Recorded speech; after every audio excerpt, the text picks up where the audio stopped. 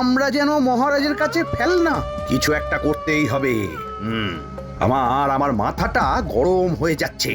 গোপালের মতন রাজসভার ময়লাকে যতক্ষণ না ফেলা যাচ্ছে ততক্ষণ আমার মাথা জ্বলন্ত কয়লা হয়েই জ্বলবে। পণ্ডিত মশাইয়ের মাথায় একটা বুদ্ধি আছে মন্ত্রী মশাই। আপনি যদি সেই অনুযায়ী উঁচির কাজ করেন তাহলে বেটা গোপালের কপালে দুর্গতির সীমা থাকবে না। এই কি বুদ্ধি, কি বুদ্ধি? আপনি বরং এই ব্যাপারে পণ্ডিত মশাইয়ের সাথে একবার আলোচনা করে নিন। আমি চলি, কেমন? আমি চলি। হ্যাঁ হ্যাঁ, এসো এসো এসো এসো।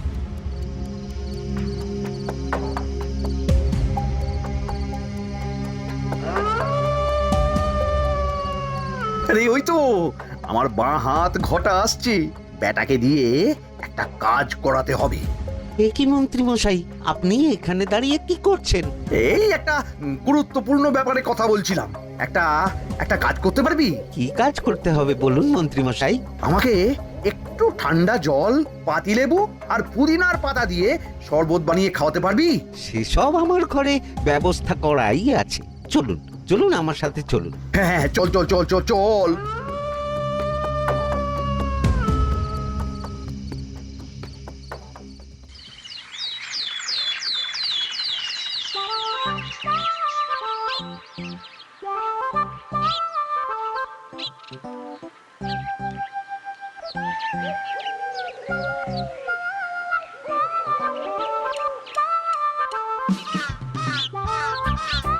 কি ব্যাপার পণ্ডিত, এত গুম মেরে আছো কেন?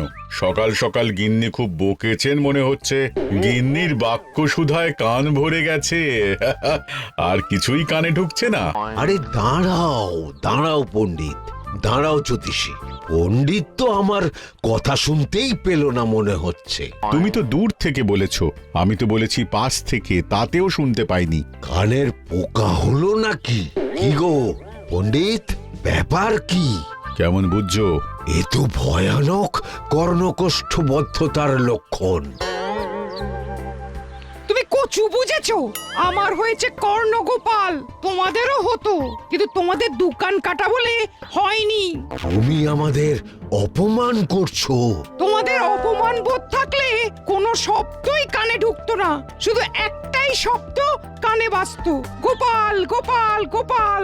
এবারে রাজসভায় কিভাবে হেনস্থা হতে হলো মনে নেই?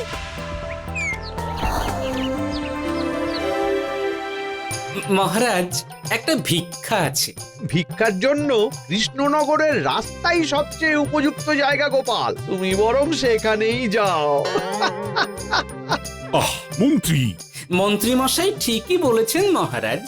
যে যার নিজের জায়গা থেকে কথা বলে। কুকুর বলে ভৌ ভৌ, বেড়াল বলে মিউ মিউ, কাক বলে কা কা।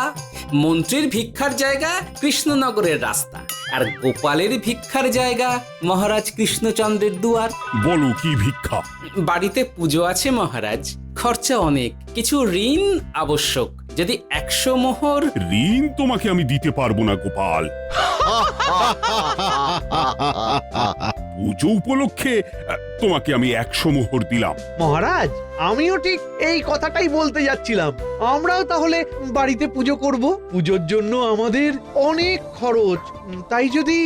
অবশ্যই অবশ্যই, কত ঋণের প্রয়োজন খাজাঞ্চির কাছ থেকে নিয়ে নিও, সুদটা আমি মাফ করে দিলাম। মহারাজ, গোপালকে দান আর আমাদের ঋণ? হ্যাঁ, কারণ তোমরা নিজেরা খাবে, কিন্তু গোপাল অন্যদের খাওয়াবে। গোপালের মতো মানুষের সঙ্গে থাকাই হলো রাজধর্ম। কিন্তু তাছাড়াও তোমরা হলে 80 যাই বেতন পাই দলের লোক। গত 1 বছরে তোমার কোন মন্ত্রণা দেশের কাজে এসেছে? পণ্ডিত কোনো নতুন তত্ত্ব শুনিয়েছে? জ্যোতিষী কোনো অমোঘ ভবিষ্যৎবাণী করেছে? আর বৈদ্য 3 বছর ধরে আমার হাঁটুর ব্যথা সারাতে পারেনি। কিন্তু গোপাল, গোপালের ভাঁড়ে হাস্যরসের কখনো অভাব হয়নি। মনে আছে? আছে। কিন্তু করার তো কিছু নেই। আছে। কিছু ভেবেছো নাকি পণ্ডিত? তোমাদের মনে আছে মহারাজ মোহর দেওয়ার পর গোপাল সেদিন বলেছিল কি গোপাল, খুশি তো? মহারাজ, আপনি আমাকে এক মুঠো ধুলো দিলেও আমি খুশি। সেই ধুলো মুঠোই আমি সোনা মুঠো করে ফেলবো।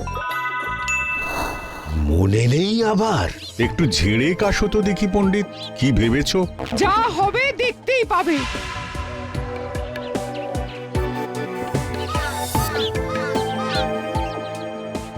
মহারাজের জয় হোক, মহারাজের জয় হোক।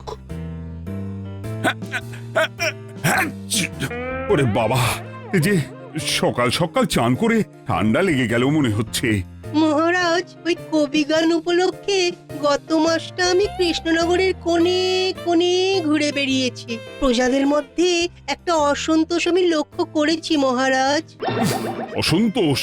আমি তো জানতাম আমার শাসনে প্রজারা সুখে আছে। সুখে তারা ভাসছে মহারাজ, কিন্তু একটাই অসুখ, তারা মহারাজের দর্শন পায় না। তারা মহারাজের পদধূলির জন্য আকুল হয়ে আছে, মহারাজের দর্শন পাওয়ার জন্য চাতকের মতো অপেক্ষা করছে। চিত্রকরকে দিয়ে চিত্র অঙ্কন করিয়ে বিলি করে দিলেই হলো।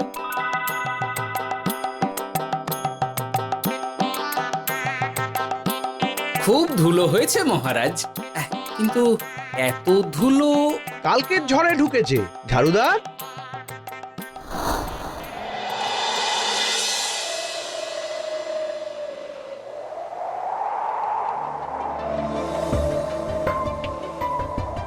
এই সুযোগ, রাজসভা ফাঁকা, এমন ঝড় যে পেয়াদারাও বাইরে নেই। কাজটা সেরে ফেল, বুঝলি? কিরে, কাজটা কর।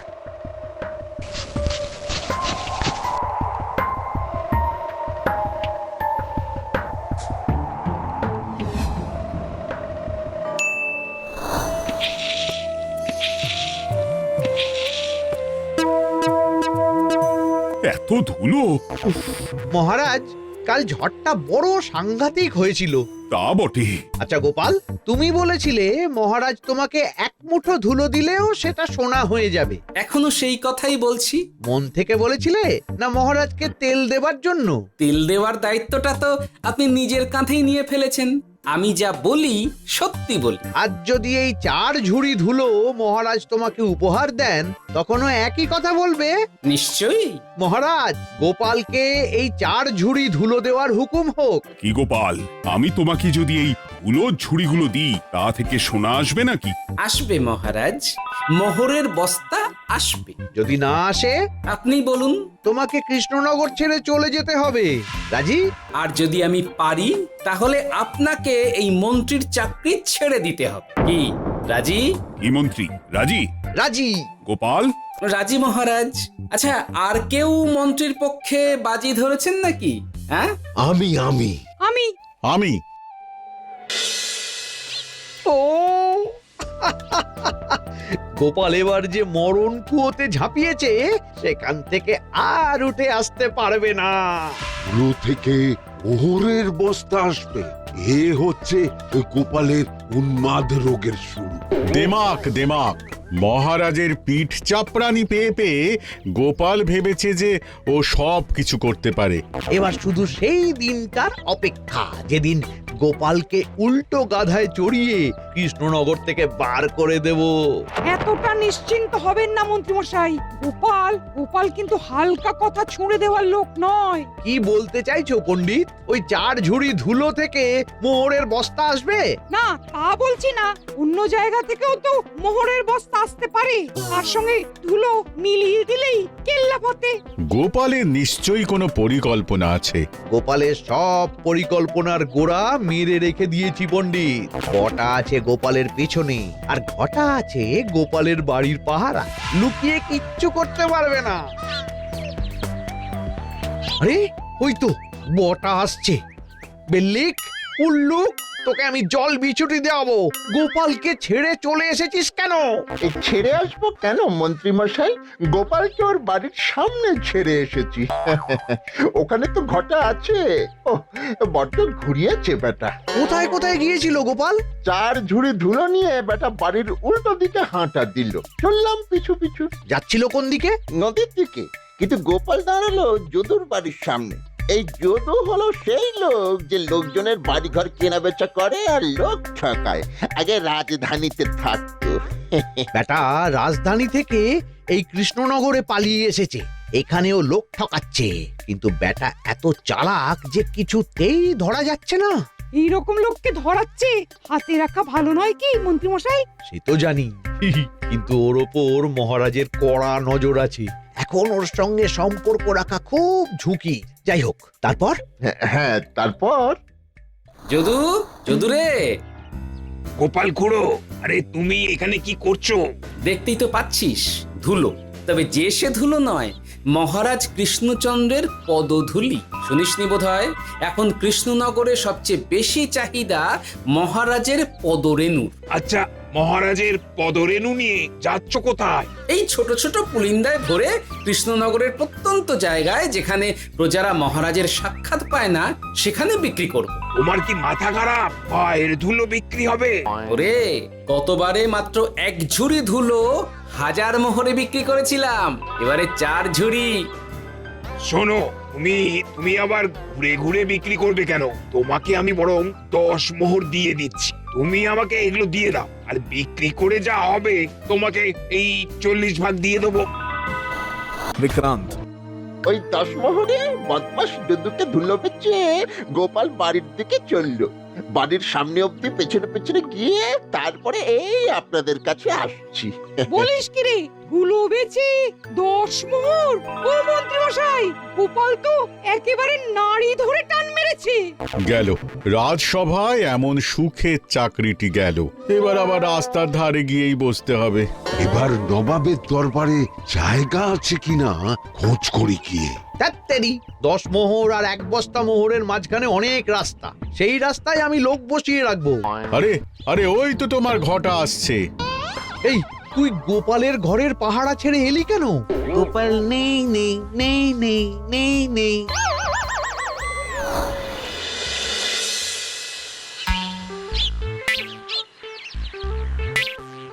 আরে, ভয় পেলি নাকি? না না না না না, ভয় পাবো কেন? শোন, তোকে পেয়ে আমার খুব ভালো হলো বুঝলি। তোকে আমার একটা কাজ করতে হবে। বলো বলো। আসলে বুঝলি, আমার না গিন্নিকে নিয়ে তার বাপের বাড়ি যাওয়ার কথা ছিল, কিন্তু হঠাৎ বিশেষ কাজে আমাকে খামবাজে চলে যেতে হচ্ছে। এখন আমি গিয়ে গিন্নিকে বললে বুঝতেই পারছিস কুরুক্ষেত্র হয়ে যাবে একেবারে। তাই আমি কাউকে খুঁজছিলাম যে আমার বাইরে যাওয়ার খবরটা আমার গিন্নিকে গিয়ে দেবে। তুই পারবি বাবা ঘটা? ওরে বাবা, আরে আরে আরে, ভয় পাস না, তোকে গিয়ে মুখে কিছু বলতে হবে না। এই নে, এই চিঠিটা আমার বউকে দিবি।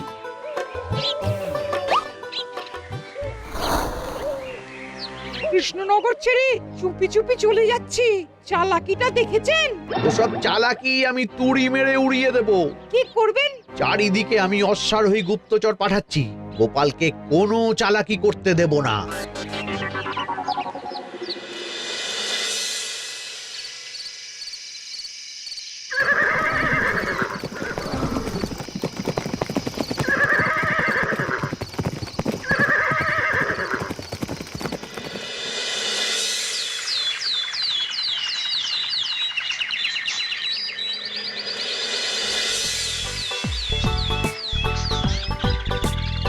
অং বং পিং পং। হ্যাঁ, ওরে বাপ রে, এ আবার কি বলে? মানে বুঝিতে পারিলে না? অং বং পিং পং অর্থাৎ আইসো আমার নিকট বিদেশি জাদু শরবত আছে, ইহাতে তৃষ্ণা নিবারিত হয়, শক্তি বৃদ্ধি হয়, ঘুম ভালো হয়, সম্পর্কের উন্নতি হয়, জামা কাপড় ফর্সা হয়, তু শব্দ না করে সকাল সকাল কষ্ট পরিষ্কার হয়, মূল্য মাত্র 1 মোহর। বোঝো, ওইটুকু অং বঙ্গের মধ্যে এত কিছু? ঠিক আছে, তা দাও দেখি, আপাতত টেস্টটা তো মিটু, বাকিগুলো পরে বোঝা যাবে।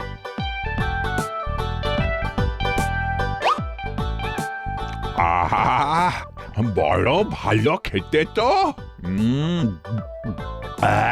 ঠং ঠং অর্থাৎ শক্তি বৃদ্ধি হলো। হ্যাঁ, মনে হচ্ছে গায়ে যেন 2 গুণ বল পাচ্ছি। কি হয়েছে ভাই? এ কে?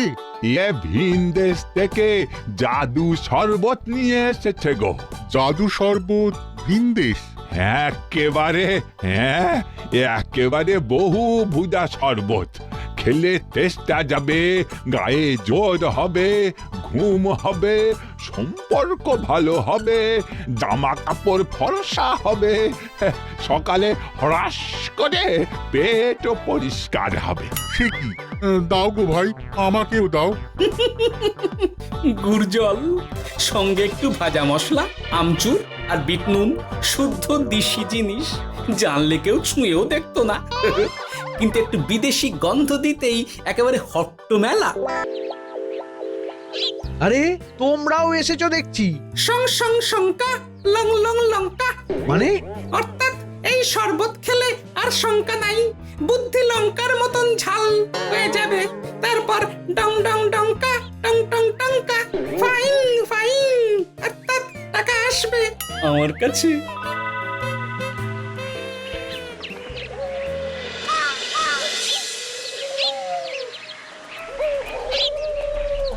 ঝপ ঝপ ছপাং, ভট ভট ফটাং, অর্থাৎ উহাকে দৌড়িয়েছো কেন? বেটা জোচ্চোর অনেককে ঠকিয়েছে। অনেক দিন থেকে তককে তককে ছিলাম, এবার এই ধুলো নিয়ে মহারাজের পায়ের ধুলো বলে বিক্রি করছিল। একটা বেনামি চিঠিতে খবর পেয়ে বেটাকে ধরেছি। ব্যাং ব্যাং বিগ ব্যাং, অর্থাৎ বাহ বাহ বাহ বাহ। বেনামি চিঠিটা আমি দিয়েছিলাম বাবু। বাবা যদু, তুমি সেই রাজধানী থেকে কৃষ্ণনগর অবধি মানুষকে অনেক খোল খাইয়েছো। তুমি এতদিন ঘুঘু দেখে এসেছিলে বাবা, এবার গোপাল নামক ফাঁদটা দেখলে। কতবার বলবো, এইসব ধুলো আমি গোপালের কাছ থেকে কিনেছি। যা বলার ওই বিচারের সময় মহারাজকে বলবি। চল চল চল চল চল।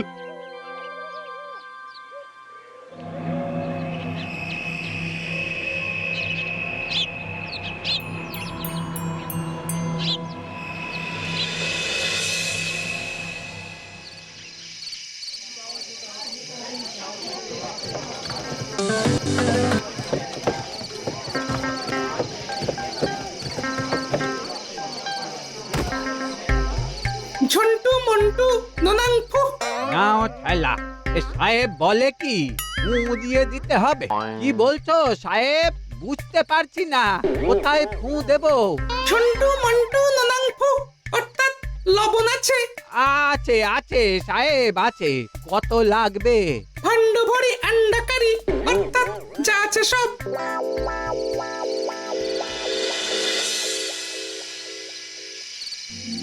ব্যাস, মোটামুটি আশেপাশে সব দোকানের নুন এখন আমার জিম্মায়। এবার আসল মজা শুরু হবে।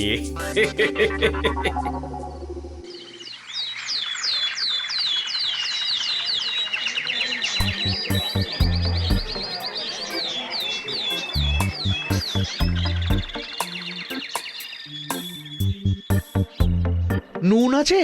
না হুজুর, গোটা কৃষ্ণনগরেই নুন নেই।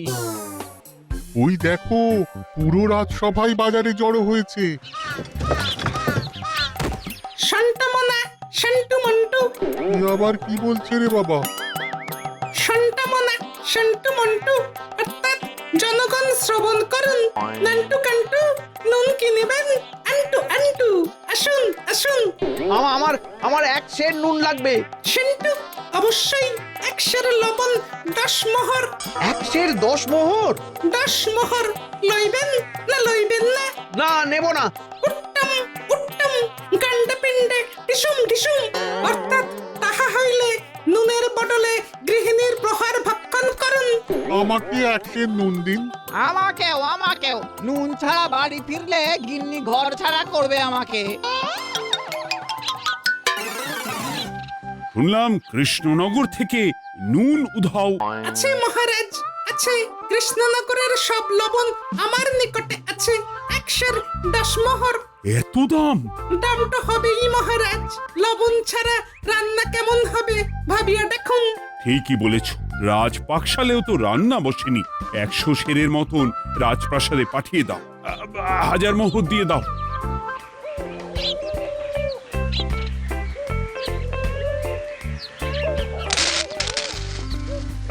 ব্যাস, 1 বস্তা মোহর হয়ে গেছে।